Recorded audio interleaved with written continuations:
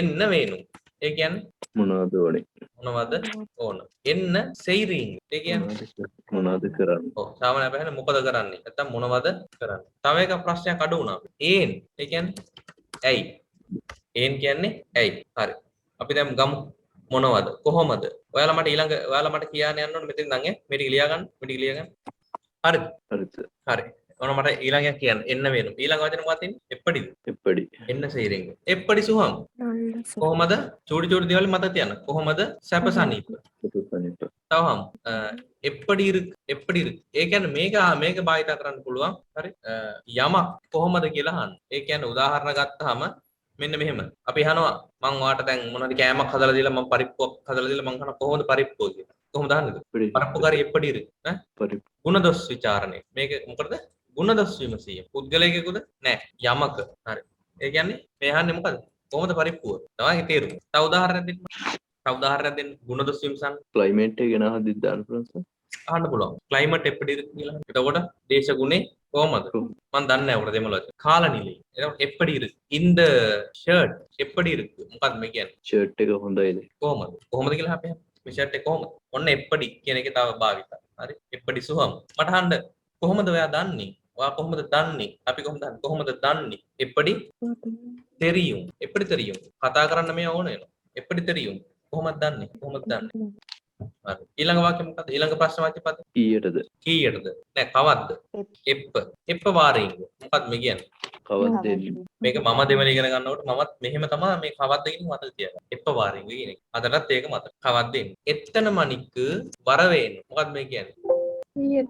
කීයටද එන්න වෙන්නේ? කීයටද එන්න ඕන? එත්තන මණික් වරවේන.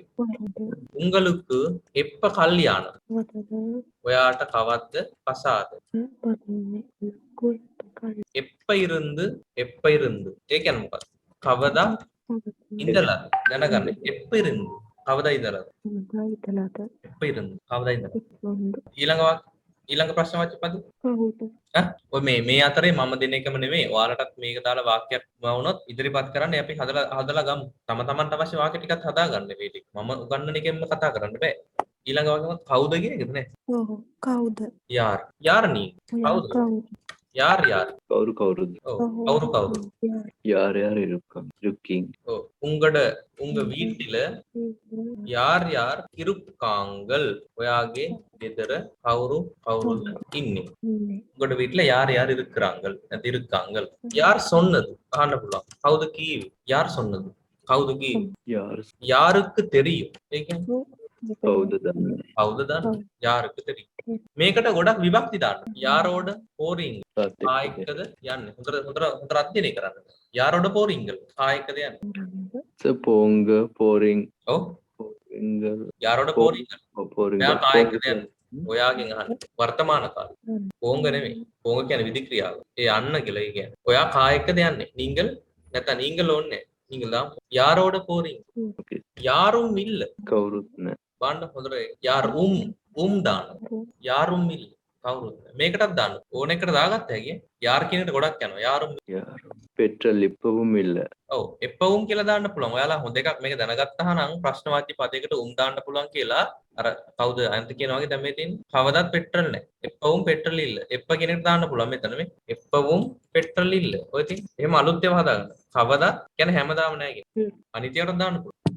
කොහොමත් එප්පඩියුම් අපි කියන වාක්‍යයක් කියන්නේ කොහොමත් කියන දා කොහොමත් කාලීන දෙයක් කියන්නේ කොහොමත් පොලිමේ ඉන්න වෙනවා.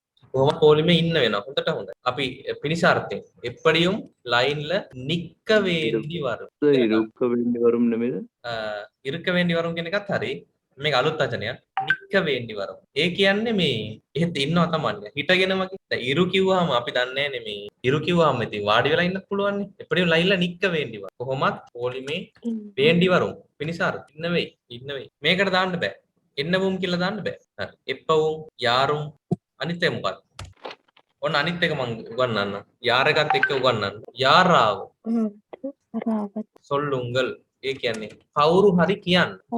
යාරාවද කියලා කියන්නේ ප්‍රශ්නවාචී පදයට ආවද කියන එක දැම්මොත් එහෙම මොකක්ද ඒකේ තේරුම? හරි. කවුරු හරි. ඒතර මේක දැම්මොත් එහෙම කොහොම හරි එන්න. කොහොමද කියන්නේ? එපාවද එප්පඩි. එප්පඩි යාවද වාංග. මරිය එප්පඩියාවද පෙට්‍රල් අඩික්ක වේන්න කොහොම හරි පෙට්‍රල් ගහන්න එප්පයාවද කවදා හරි මොකද කවදා හරි වෙනසක් කරන්න ඕනේ. ඔව් එප්පයාවද ஒரு மாற்றம் செய்ய வேண்டும். ඔයාලට මේ කාලීන වශයෙන් ගත්තාම අමතක වෙන්නේ. කවදා හරි වෙනසක් කරන්න ඕන. ආවද යාරුම් යාරාවද බලන්න වෙනස යාරුම් කිව්වොත් කවුරුවත් නැහැ. එතකොට එප්පවුම් කියන්නේ කවදත් නැහැ. නේද?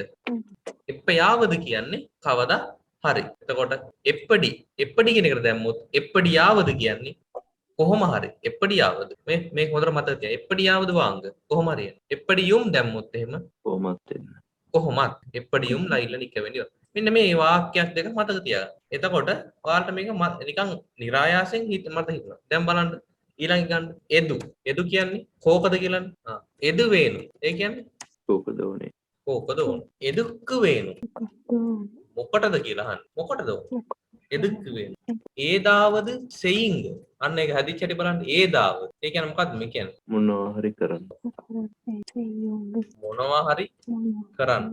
සාප්පිඩ ඒදාවදු ඉරුක්කා. කන්න මොනවා හරි තියනවද?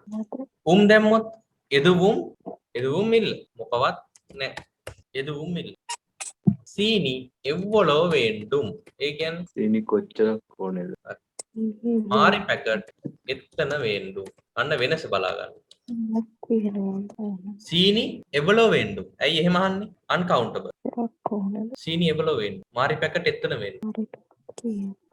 මේක මාරු කරන්න පුළුවන්. එවලෝ සීනි වේන්ඩුම්.